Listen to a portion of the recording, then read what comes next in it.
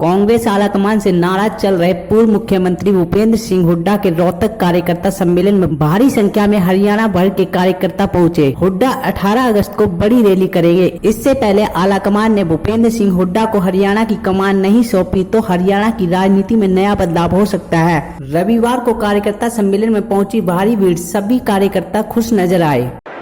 आज से 5 साल पहले विधानसभा के चुनाव हुए और भारतीय जनता पार्टी ने बहुत सारा घोषणा पत्र जारी किया, बहुत सारे वायदे किए, बहुत लोगों को आशा थी। 154 वायदे किए और लोगों को बहुत आशा थी। 5 साल के बाद जब फिर विधानसभा के चुनाव होने जा रहे हैं तो वो आशा निराशा में बदल चुकी है। क्योंकि मेरे जन्म मैं कह सकता हूँ, कह सकता हूँ, आप मुख्यमंत्री हैं, आपका घोषणा पत्र था 154 वाले से मेरे सामने आया और एक तो सपना किसान को बनाया, तो गरीब वर्ग को दिखाया था, तो व्यापारी को दिखाया था, तो कर्मचारी को दिखाया था, तो शहरी को दिखाया था, तो ग्रामीण को दिखाया था। कोई एक भी साकार नहीं कर पाए। किसान को क्या कहा था कि माल हो जाएगा, उसको भाव देंगे, बढ़िया भाव देंगे। आप ईमानदारी से बताएं, 5 साल में भाव हो गया तो किसान मंडी में लेके बैठा रहता, उसको चलता कहीं गरीब आदमी गलत तय पड़ता कि तो हमने 3,82,200 करोड़ दिए। आज तुम भाई इस 5 साल में सरकार ने किसी को 1 करोड़ रुपये को बता इसका नाम और गांव का नाम बता दो। अरे जो गरीब आदमी के लिए लाख रुपये की स्कीम बदलती है ताकि मुझे 12 रुपये उसके पास में वो भी बदल। मेरे व्यापारी भाई हैं, उनसे बात करो आप, वो क्या कहेंगे कि हमारा मुनाफा हो गया तू हमको कभी नोटबंदी, कभी जीएसटी, हमारे कर्मचारी सड़कों में रहते हैं, वायदा किया समस्या का भाव देंगे, आज ऐसा किया उसमें 6,000 करोड़ रुपया जो है यहाँ के कर्मचारी को खाए रहने को बड़ा चलता है। इस प्रकार से हर वक्त इस सरकार ने क्या काम किया 5 साल में, किसके लिए किया सिवाय भ्रष्टाचार के सिवाय मौके का तो लंबी फैसला है। जो जिस प्रकार से कोई भ्रष्टाचार बनाया कलाम साहब कई दफा बता चुके हैं, क्योंकि आप यहाँ रोहतक में करते हुए प्रत्यक्ष को प्रमाण नहीं, आप भिवानी अड्डे पे जाओ और भिवानी अड्डे पे देखो जहां पर जमीन 16 लाख रुपए करती है, हजारों का जमीन 2 करोड़ रुपये है, इससे क्या भ्रष्टाचार होगा, कौन उसके पीछे है, सब पता है। हरियाणा को लूट रहे हैं, दोनों हाथों में लूट के खा रहे हैं, ट्रांसपोर्ट में, माइनिंग, घोटाला में घोटाला बनाओ। अरे बोला गलत बनने की कोशिश करो भाई, सब तैयारी करो, इस बात को समझ चुके हैं और हमारे हैं क्या कहेंगे अब की बात 75 बार। मैं आज आपको एक बात कहना चाहता हूं, आप पूरे हरियाणा से आए हो, मेरे प्रमुख पार्टी हो, आपकी क्षमता को जानता हूं। 18 तारीख को राजधानी रखी है, मेरा ग्राम रोहतक में, मेरा ग्राम में सबको नाम बोल रहा है, बहुत बड़ा ग्राउंड है, वहां पर आप सब साथी लाखों में आओ और मैं हमारे सहयोग को मैं क्या एक बात कर रहा हूं, मजबूत हो जाओ,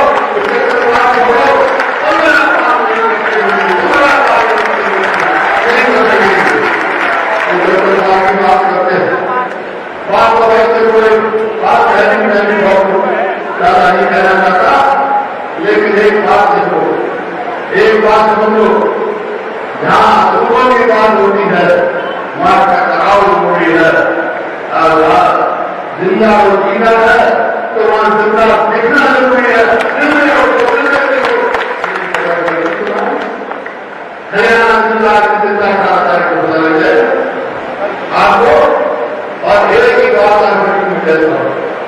किसी की ज्यादा नहीं करता हूं, लेकिन जब आपकी शंका होता है 18 तारीख को लाख की जनसंख्या में मेरा गाँव में आएंगे, कितने मेरे साथी आए हैं, सब हाथ खड़ा करके बताओ कि वे कितने कितने आदमी आ गए, तो 20 और 50 कितने लाख लाओगे आप यहाँ पर आपको लेना है। और एक ही नारा देना है, एक ही लक्ष्य हमारा कि खट्टर सरकार एक धोखा है, हरियाणा बचाओ एक मौका है। बैठक में आपने हिस्सा लिया है। हरियाणा की राजनीति का एक निर्णायक समय हरियाणा की राजनीति निर्णायक समय में पहुंची। 5 साल की जो खट्टर सरकार, बीजेपी सरकार जो हरियाणा के सत्ता में काबिल है, उनका 5 साल का कार्यकाल अब समाप्ति की तरफ बढ़ा है। अगले कुछ दिनों में चुनाव की घोषणा हुई और एक फैसला आपको करना पड़ेगा कि हरियाणा में क्या 5 साल में पिछले 5 साल देखे जैसे हमने अगले 5 साल वैसे ही देखना चाहते हैं, या हरियाणा को दूसरी दिशा में, एक अच्छी दिशा में, अच्छे भविष्य की तरफ, विश्वस्तरीय विकास की तरफ, आपस के भाईचारे को बचाने की तरफ हम लेके जाना चाहते हैं। मैं आपसे पूछना चाहता हूँ, मैं आप सबसे पूछना चाहता हूँ कि आगे 5 साल क्या हमें यही व्यवस्था चाहिए जो पिछले 5 साल खट्टर सरकार ने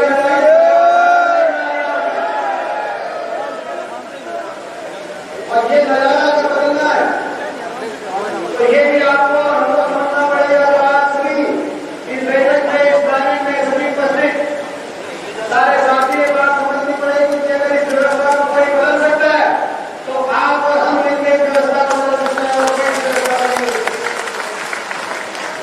इस सरकार को हरियाणा की सत्ता से बाहर करना आवश्यक है। इन्होंने हरियाणा को बहुत नुकसान कर दिया, उसके बाद वो भारत हो जाएंगे, मगर हर क्षेत्र में इन्होंने हरियाणा का नुकसान कर दिया। जो हरियाणा विकास में नंबर 1 था, उस हरियाणा को विनाश में नंबर 1 करके इन्होंने दिखाया। बेरोजगारी में नंबर 1 हरियाणा, 8.8% बेरोजगारी पूरे देश में सबसे ज्यादा हरियाणा में। कानून व्यवस्था की विफलता में नंबर 1 पूरे देश में, अकेला प्रदेश जिसमें पिछले 5 वर्ष के अंदर 3 बार व्यापक कानून व्यवस्था की विफलता हुई, गोलियां चली, जान मार का नुकसान हुआ, 81 लोगों को ज्यादातर निर्दोष थे, उनको अपनी जानों से उनको अपनी जान गंवानी पड़ी सरकार की वजह से। क्राइम में, अपराध में, महिलाओं के ऊपर अपराध में, एससी के ऊपर अपराध में आज सबसे हरियाणा पूरे देश में सबसे नंबर 1 पर लाने की रणनीति सरकार की है। 1.25 लाख FIR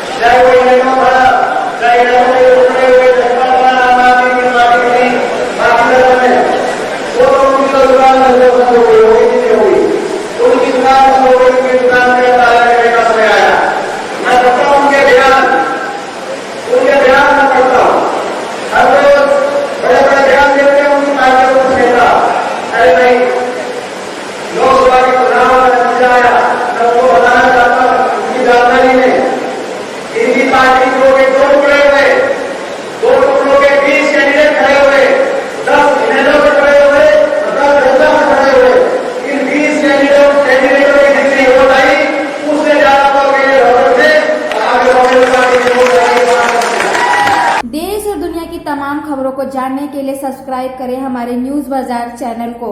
साथ ही हर एक अपडेट से जुड़े रहने के लिए बेल आइकन को दबाना ना भूलें।